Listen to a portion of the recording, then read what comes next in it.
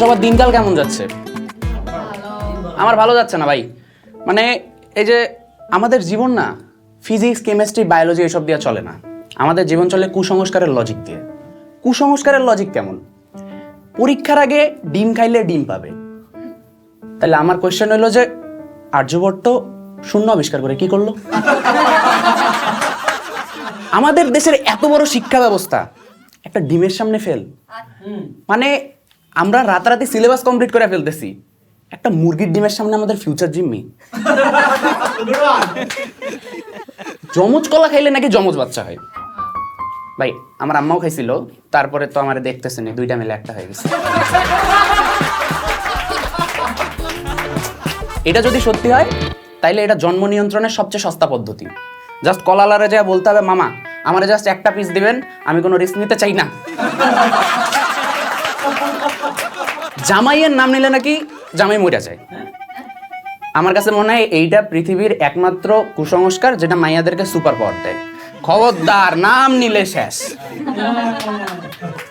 একদিন আমার গ্রামে একটা ঘটনা ঘটছে যে একটা বাচ্চা কথা বলা শিখে যার নাম প্রথম নিছে সেই মারা যাচ্ছিল।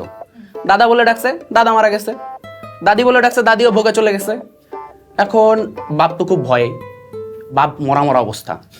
বাচ্চা বলে ফেলছে আব্বা, মারা গেছে বাড়ির চাকর।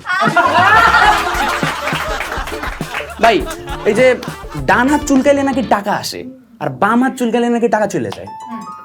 মানে ডান হাত চুলকাইতেছে রে, টাকা আসবে মনে হয়, বাম হাত চলে গেছে, চলে যাবে।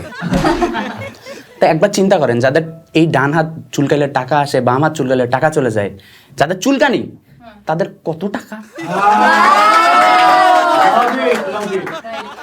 একটা কুসংস্কার আছে যে সন্ধ্যাবেলা চুল খুলে বসে থাকলে নাকি ভূত ধরে।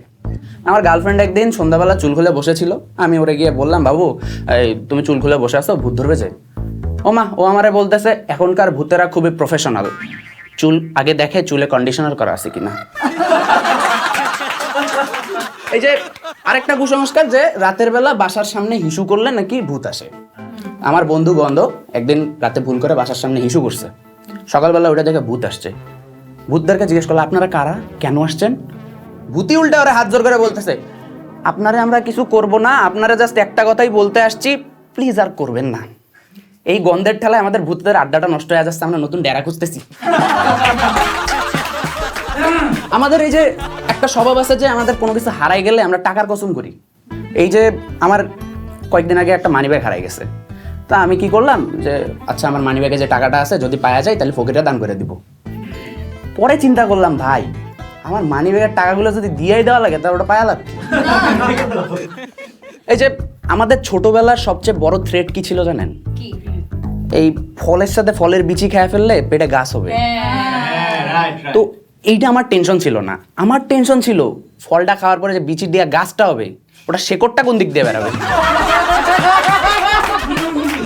তো সবাই টেনশন ফ্রি থাকেন, কোনো চিন্তা করবেন না, সুস্থ থাকবেন। কাঁদতে কাঁদতে জীবনটাকে ভাসায় দেওয়া হচ্ছে, হাসতে হাসতে উড়াই দেওয়া অনেক ভালো। দ্যাটস মাই টাইম, আমি নিয়ামন রাজপিয়াল।